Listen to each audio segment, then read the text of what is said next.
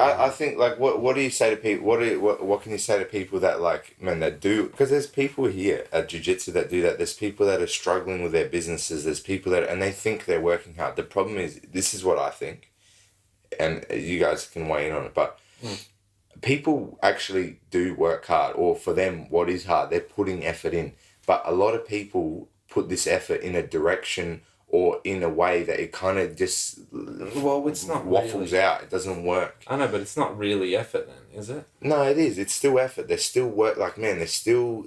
Like, for example, there's people that have come to this gym that do turn up 6 times a week, that have trained, but because they cannot change the way they take in information, because they cannot... They're so stubborn in their way that even the way they do this is ineffective. I know, but that's just that's an attitude and a perspective. Because the thing is, like, if they see things a particular way or they have a particular attitude, like the biggest thing is openness. If they're not open to actually exploring new avenues and evolving, and the thing that sucks about that is like at some point you're going to be reduced back to square zero, right? You're going to be like, oh shit, I don't know anything about leg locks. I don't know anything about arm locks or carpentry or painting or business or whatever. And the thing is, like, people suffer this thing with pride where it's like, oh, I have a credential or an accolade or something that represents what I am, and now it's taken away from you because you're now realize you know nothing. Like when you have to suffer that,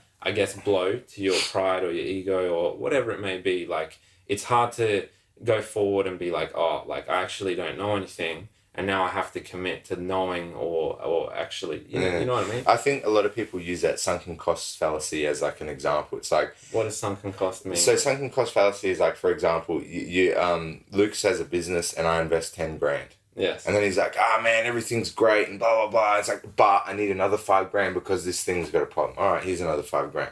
And then he goes and he comes back 6 months later and goes, oh man, look, everything's really good, but I'm having some more problems. I need another 2 grand, but then it's going to be all good and you're going to make all this money. Yes. Yeah, here's another 2 grand. Yes. And then he comes back 6 months later and asks for another grand. The thing is because you've already invested 10 grand, you don't want to just let that go. So you spend another 7. You know what I mean? And there's a similar thing in poker, for example. Poker, it's like once you're already invested, it's like, do I go all in or do I like... Yeah, correct. It's the same. Fold? It's the same idea. But the thing is with a fold is you're making a loss. And when that's like cutting your losses in life. Correct. This is the point that I'm about to make. So the thing is like people do that with jiu-jitsu or business or whatever. I will use the example of jiu-jitsu. There will be people that train here in a particular way that have a certain skill set after 10 years that's not very effective. But instead of recognizing that and going, oh, the way I've been training, the way I've been doing things and what I've done for the last 10 years hasn't worked, I need to change that. They just go, no, the way I do things is correct and it's going to work and I'm going to make it work, and they just keep doing it that way. Not necessarily. They're just unhappy with that. They're not really progressing. I know, but they don't want to change. And the reason they don't want to change is because they've committed 10 years to doing it that way. They've committed to it, yeah, correct. And it's what's familiar. And that's when people sort of get stuck in the cycle of repeating the same errors and the same flaws or the same whatever again and again and again. But that comes down to a sense of pride because they can't accept the fact that, oh crap, I've done something wrong for so long now. Yeah, it could be pride. It could be that they just don't want to realize that they're flawed. I think some people, they don't even realize. I agree, man. Some people can't even figure out that they're in that cycle or that like they don't have the ability to comprehend how things are. I totally agree, man. Okay. Some people really do come here and train as hard as they can. And I'm sure people do that in their businesses or whatever. But the thing is also is they're not open and committed to like continually evolving. Yeah. People kind of get comfortable in certain situations. Like you can talk about it with age, and a lot of psychologists do. They'll talk about it like, oh, you know, after 35, it's difficult to change your ways and blah, blah, blah, blah. And you can believe whatever you want.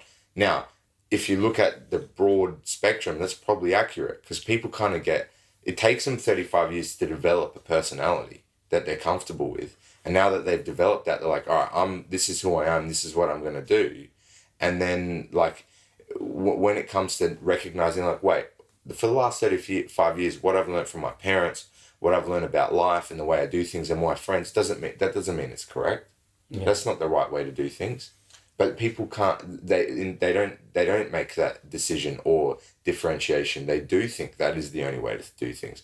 The way I do things is correct, and the way other people do things might be wrong in their opinion. But the thing is there's no correct way.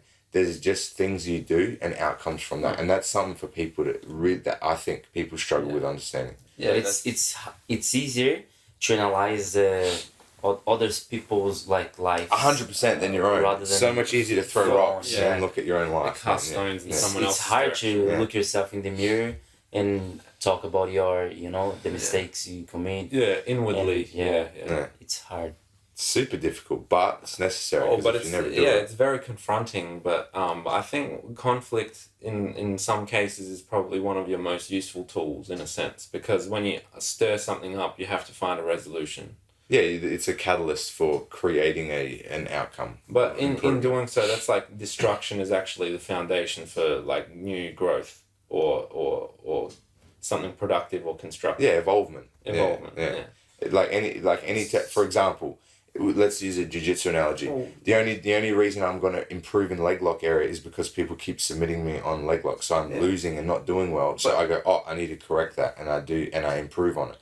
And the thing is people have opportunities to do that in literally every aspect of their life.